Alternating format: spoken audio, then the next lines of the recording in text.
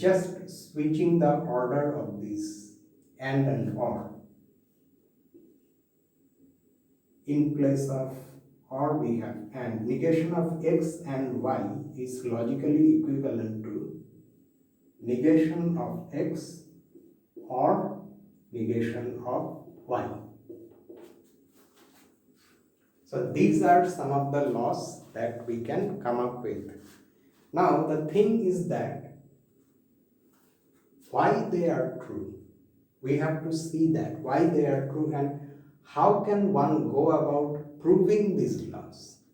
That is the next thing we plan to do. So let's start by proving a particularly simple law, namely law of okay, I think I have not named it. It's called law of simplification. When I stated it, that these ones, x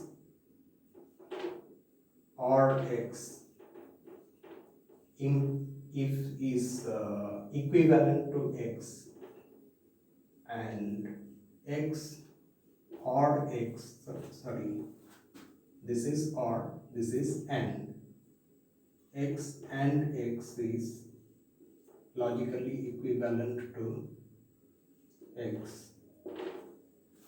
Okay. No, sorry, this is not law of simplification, sorry. This is idempotence. Law of simplification comes after this, okay, which I have not stated yet. Sorry about this. I mistook it for something else. Okay, now, suppose I want to show that this is the case, that these two statements are logically equivalent. Now, what does that mean actually? When is this whole statement true? If you go back to the definition of this if and only if construct, you see that such a statement is true if whenever both of them are true or both of them are false. Okay, so if that happens, then this is true, otherwise it is false. We want to show that this is always true.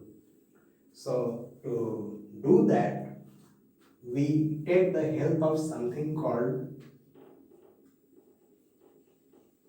truth table.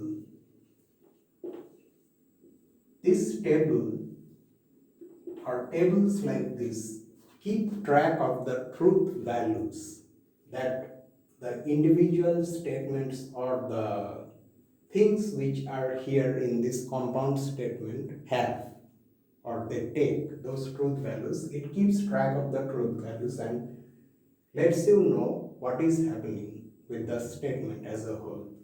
So to form the truth table, in this case, what we do, we write the individual statements, x, and what is the other one, x or x. Okay, and finally we have our final statement, x or x if and only if x.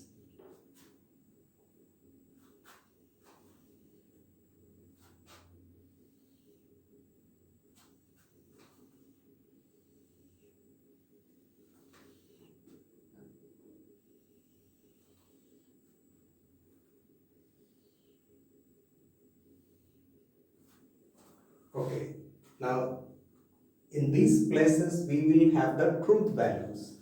So what are the possible truth values of a statement? Obviously only two values, either true or false.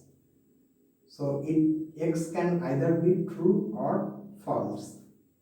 Now when x is true, what happens to x or x?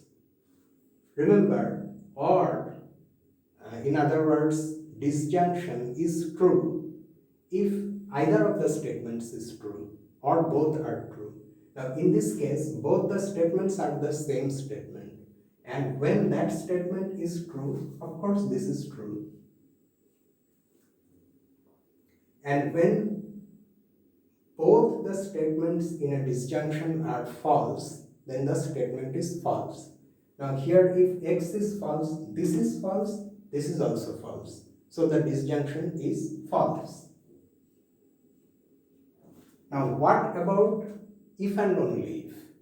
Logical equivalence holds if whenever, if either both the statements are true or both the statements are false. That is, they are true or false together. And that is the case. See, whenever x is true, x or x is true. Whenever x is false, x or x is false. So that means in any situation, this is true. What do we mean by writing T here? That this compound statement is true. So we see that